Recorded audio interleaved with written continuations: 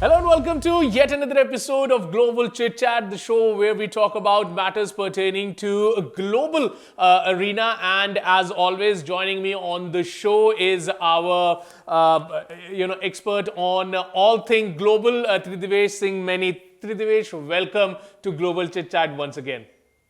Thank you very much. So, Tritavesh, I want to start the show very close to home, and it is just in the neighborhood, which is China.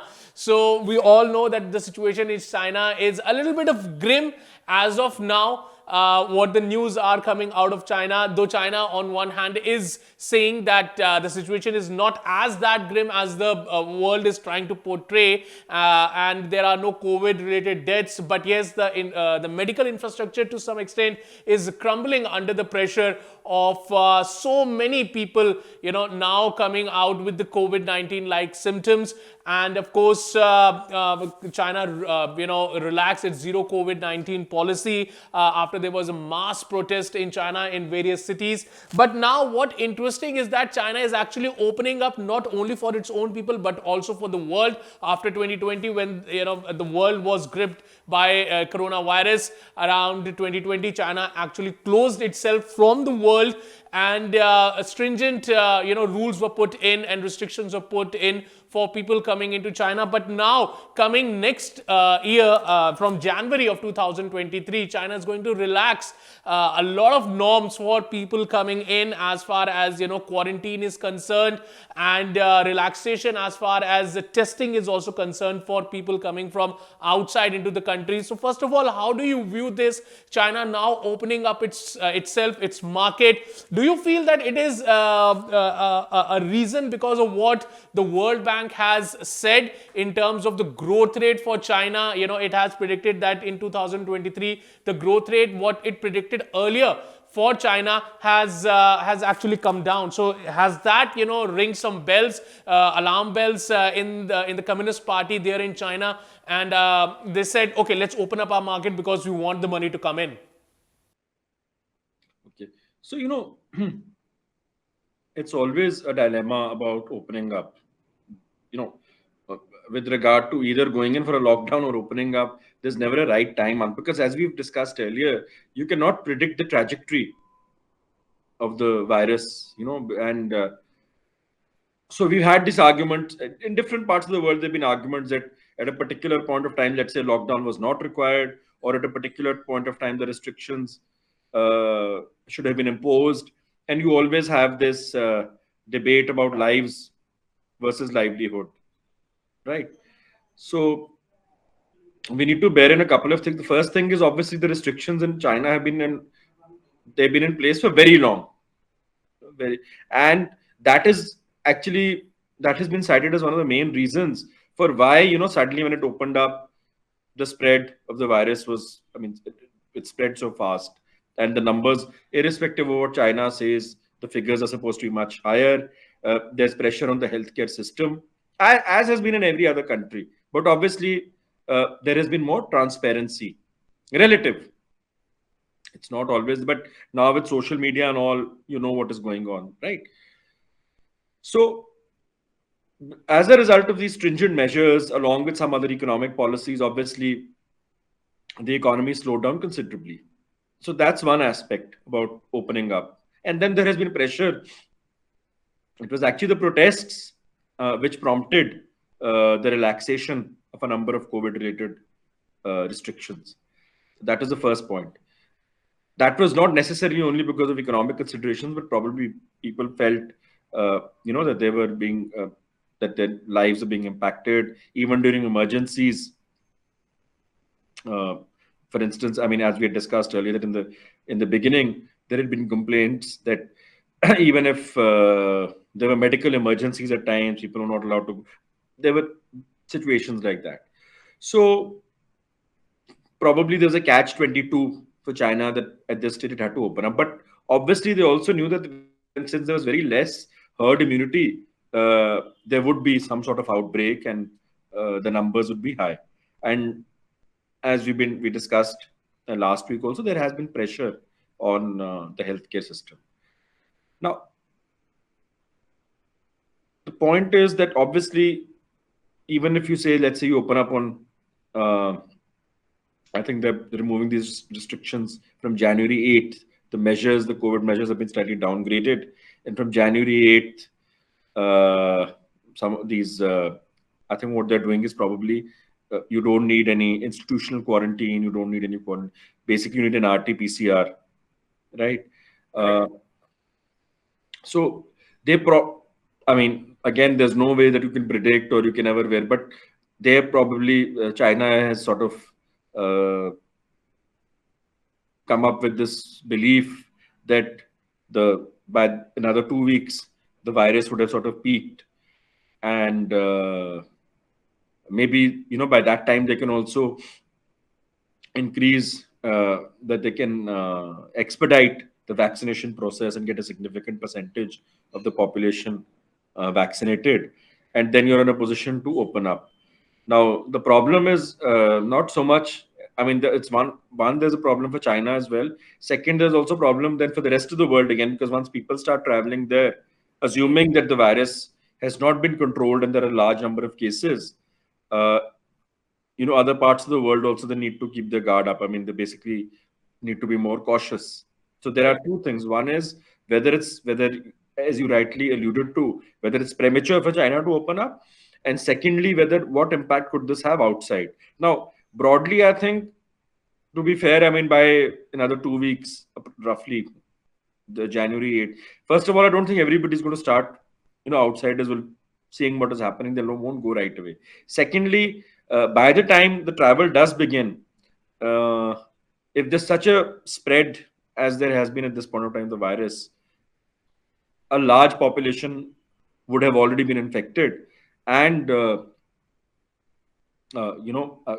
some the vulnerable, at least those over the age of 60, those over the age of older people, they could actually sort of get vaccinated. So then the overall situation will improve. But the key question is, I think, one, apart from the domestic protests, apart from the economy, what we also need to bear in mind is the perception. I think Chinese probably also want to send a message that they're in control of the situation, because perception is obviously very important.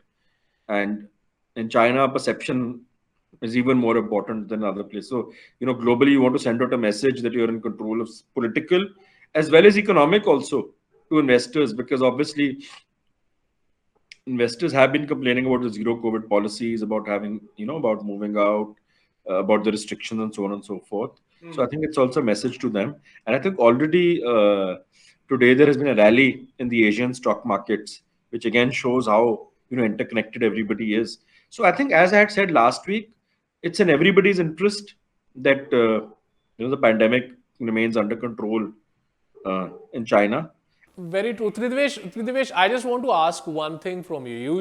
You said this thing that, China needs to, vaccinate its, especially its elder population, which is very much hesitant right now when it comes to, getting themselves vaccinated. But what is coming out is that the Chinese vaccine that they're using is not working against this BF7 variant of the Omicron virus. So do you think that with opening up, China should also open up to this idea of, maybe going for AstraZeneca, which India was using as Covishield, or other, maybe not Pfizer, maybe some other vaccines. They should also open up to the idea of not just sticking to the Chinese vaccine, which are not actually helping the people to, fight the virus right now. Yeah, and or also I think if you look at the geopolitical part of it, with a slight reduction of tensions between China and the West, I think the total aversion, to a Western vibe, because when you're talking about 2019, we're talking about the trade wars also. There are all those, when you look at the period of 2019 to about 2021, you could say at that point of time, uh, you produced this vaccine to invoke nationalism, right? Today, the situation, even the geopolitical situation, has changed. Whatever China may want to say, and whatever the West may want to say. So, if you don't, as you very rightly said, if you don't want a US vaccine, you have a UK option, you have other options, and even some American vaccines as well, right? And in any case, I think when travel also opens up, you could also have a situation of a fluent Chinese traveling to other countries and getting, the other vaccines. Correct. Correct. Yes, yes. You have the option of Chinese going to other country and trying to get Like them for example, vaccinated with let's say, with I'm not other talking, even if vaccines. you don't talk about the West, let's say UAE, you go to UAE, the China, you go there, spend some time, get that would be, I mean, irrespective of whatever China may want to do, but those who are fluent do have those. I mean, it's have been happening in other countries also. The people go abroad. There are cases where people have got doubly vaccinated or got a booster here also, and yet they've gone abroad and got an extra thing. Now, whether that is recommendable or not, what I'm saying is, but those options can be worked out. I think the primary thing is if you have a significant percentage which gets infected, I think at this point of time, that is a key. That's true. That's true, Devesh. And when it comes to in terms of the economic growth of China, so what do you think? What do you predict for China in the 2023 with China opening up its market? Are we going to see a sudden boom in terms of the economic growth for China, or what the World Bank has predicted is going to be a little bit slow for them? No, I think it's very tough to predict. That only a very bold soothsayer can do so. But certainly, I think it's a bit of a course correction. It's to check, as I said, the perceptions abroad. See, because what had also happened was you had, apart from one was COVID-19, also the strains with other countries. So investors were worried about where those geopolitical strains also, where would they go. But now probably there is some amount of, since interactions have started. We spoke about how the G20 was important in that sense. The visit of the Australian foreign minister to China. Now these are, so at least for the time being, I think the investors from the West and from other countries, they are assured the tensions are sort of manageable now. And if China also has made these revisions for the time being, they'll obviously think that okay, uh, we should stay put, because obviously there are a lot of advantages and benefits also. But for the long run, I think as we've been discussing earlier, they'll still look at other options, like obviously Southeast Asia as one. India is an important alternative. uh, as of now, in fact, I think even now already, like we've been discussing, not just Vietnam, the Western investors, they're looking, to diversify. So India is one option. Then countries like Indonesia, Philippines, all alternatives are being looked at. And there's also, even in fact, even from Hong Kong, a number of investors have been looking at other alternatives. So for them, probably Singapore works out. So all these changes are taking place, but it's tough to do so over. It doesn't happen all of a sudden, and it doesn't mean, it's just diversifying. It's not that you suddenly shift everything. You make, because uh, I think the outside world also needs to look at, when we look at China as a monolith. When you look at these protests, we need to also look at the churning which is happening within China. I mean, the problem is also that the outside world, when they look at what is happening there, they look at it from a singular lens, and they have preconceived notions. There are obviously important developments happening over there, and there are obviously, even within the Communist Party, there are individuals who realize that the toll which Xi Jinping's economic policies have taken, or the zero COVID policy, that is why these course corrections have been made all of a sudden. So these are also things which you need to bear in mind. Right, right. Tritivesh, and of course, China is of course opening up itself for the world. Although it is still reeling under the surge of this COVID-19 virus. But other countries, if we talk about the recent story, moving, shifting our a little bit of focus towards Europe. So now England, to some extent, has actually closed its borders in terms of certain communities. And it's more about in terms of some people from Rwanda. So how do you view this move by Rishi Sunak's government?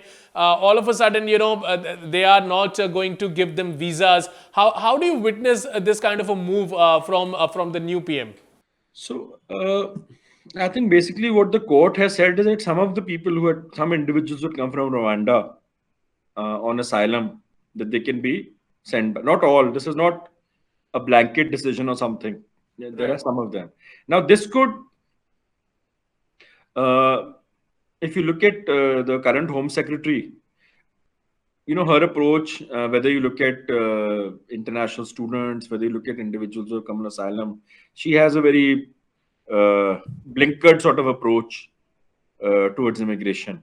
Right now, there is some truth in the fact that yes, some of the individuals who may, that happens everywhere, but you can't. I mean, the fact is that if you have a large number of international students going, is for instance, from India and from a number of other developing countries, the UK economy also benefits. UK is dependent also on international students, so it can't be one way. Uh, One of the reasons why there was a drop in Indian students uh, going to UK and in other international students also was that the 2 year period, which you get the 2 year work visa, in between it had been stopped. Now again, of course, the UK has said that they will be providing 2 years because that is very important for work experience. Now, I don't think that this verdict of the court will necessarily impact uh, in the short run the UK's approach towards international students, though there could be some rhetoric. And this is, this is one of the dilemmas which Western countries face, that they want to attract talent, but at the same time, just because of a few people, few cases, the whole approach towards immigration, broader approach is sort of skewed at times. And as I said, I mean, it's a win-win for everyone. Yes, so immigrants also, they contribute to that economy. So the West also needs to change its approach. Whether, I mean, to be fair, Australia, UK, US, all these countries, it's perfectly legitimate when if they want that yes, immigrants are coming, they should make some positive contribution to the economy. That is perfectly legitimate. That it should be beneficial. There are no two ways about that. And yes, there have been problems, with the immigration as well. It was based more upon, you had dependents going or all that. So that is fine. That you want to make it as productive as you want, but you cannot totally also overlook the aspect about dependents. That is what the British Home Secretary had said actually, that that students come with dependents and so on and so forth. Now, how can you make dependents also productive in the sense that they contribute? So Canada has done that they have actually acknowledged the fact that yes, dependents do come along. Can, if there's a shortage of labor, can we utilize them in some form? So you need to come up with measures like that, and obviously you need to have all your checks in place so that but you can't, I mean, you can't overlook the fact that international students, for instance, all of them are just, they are contributing to your economy. And of course, the sad part is that even countries, the country from where they go, even they don't really take their international. See, we talk about the diaspora, but we don't talk about international students much, about their demands, their concerns, right? So, I mean, they're also, while they're out, they're also NRI, they're also in a way part of the diaspora only for those 2-3 years, but their issues are not really taken up firmly as they should be. Now, of course, you have associations which have been raising these, and the West also needs to realize that if it wants, because obviously there's going to be a shortfall in Chinese students because of geopolitical reasons, and the fact that China already, Western countries basically are restricting the inflow of Chinese students into STEM disciplines. Now, China is already is focusing on these disciplines, on STEM. The top institutions in China uh, are focusing on subjects related to the STEM, the science, technology, engineering, and management. So there will be a shortfall. Now, if you want to make up for that and you want to attract, I mean, obviously India is one country. There are other countries as well. You can't have a confused sort of approach. You have to be welcoming towards international students. You need to even give them, I mean, there has to be incentives in terms of whether the work visas also, that I mean, I understand that there's no guarantee that if you study somewhere that you're going to get a job and ultimately get residency. That's not practical, but at least the 2 years after that, or other work visas, or you can be roped into uh, things related to entrepreneurship. There are many things which can be done. So obviously an international student, if he spends that much of money, he spends that much of time, he wants to benefit from that. So that is, and as we will be discussing later, there are other options as well. The problem is that even you see, in India also, there's a preference obviously for the West, but students also need to start looking at other options, unconventional options, other countries which are providing, uh, which are changing their approaches towards migration, which are trying to attract talent. And to the ways, I understand where you're pointing towards too. So you're pointing towards the change that Saudi Arabia has done, the UAE actually has done towards its golden visa policy. So why this kind of a sudden shift? Giving more of a liberty to the golden visa in Saudi. What's the main idea behind that for the Saudi regime there? UAE, pardon, yes, UAE. Now, see, this is this change began. First of all, you need to look at the macro policy within the Gulf. It's about reducing the dependence upon oil. That you don't only want to be an oil economy. When you don't want to be an oil economy, then you need to look at various areas. You need to look at tech. You need to, you need to boost, give a entrepreneurship, right? Uh, so if you look at the visions which they have, like for instance, in certain cases it's been called Vision 2030. If you look at the Gulf, every country has got uh, a roadmap in that sense. Now in that you need to attract talent. Now probably what they have sensed is that because of the West becoming more insular, you know individuals from developing countries, especially from South Asia, they may start looking at the Gulf as a possible alternative. And also, obviously, even during COVID-19, especially in the context of South Asia, the Gulf did not never really close its flights per se. The flights kept on going, I think, for a very brief period. So even from South Asia, I think for a number of individuals, the Gulf may become a preferred destination, especially UAE. And we also need to bear in mind that even those who want education in the West, the Western campuses are there. In UAE, for instance, you can spend a year or two, whatever, get your final degree from the West uh, after spending, let's say, one semester or 2 semesters, right? Uh, all the multinational companies and all. Obviously, we know they have they and the UAE is important for them because again because of geographical location.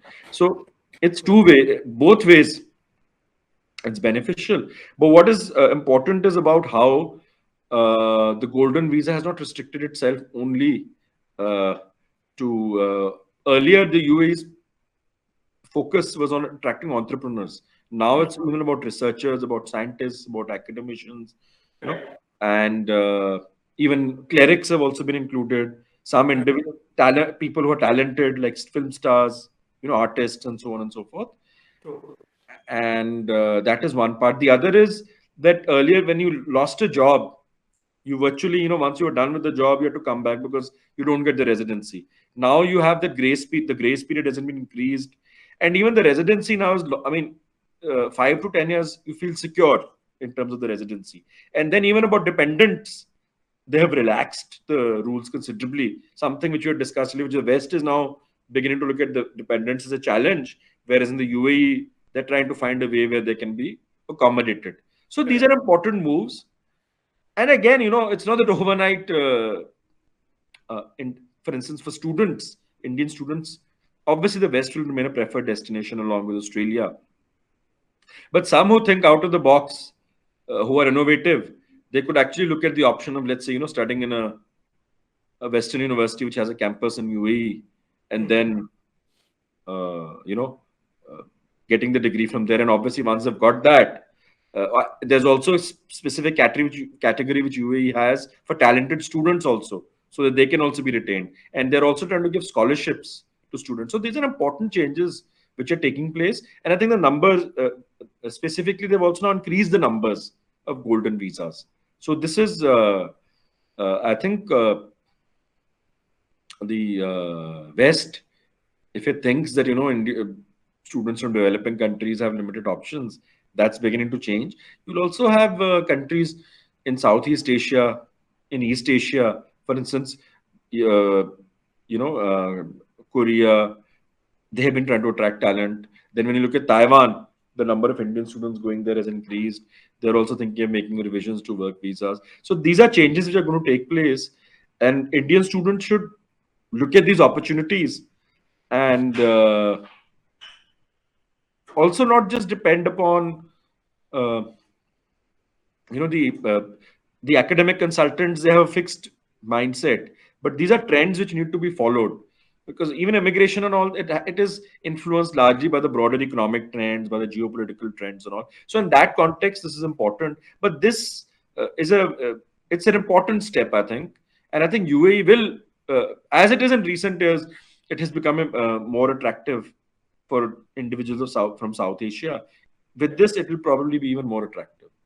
True, Tridivesh, and I think what you aptly said, that UAE is trying to move itself out of being that that mindset of just being an oil producing company and having just the oil money, but also now trying to get itself into more technology, and of course we see this infrastructure building up, and so lot and lots of things are happening, and of course you need to diversify your thought in terms of when it comes to attracting people from outside, because you just can't rely on one small thing. You have to think 10-pronged way in terms of if you want to be a global entity. Well, on that note, thank you very much, Sridevesh, for joining me on Global Chit Chat and sharing your insight about these various topics that we discussed today. And I hope that in the coming weeks we will be, of course, extensively talking about China also, and we'll definitely look forward that how China is going to control this kind of a massive surge in its COVID-19 policy, and of course we'll keep a close eye on that also. But for now, thank you very much for joining me on Global Chit Chat with Divesh. My pleasure. Thank you very much. Thank you.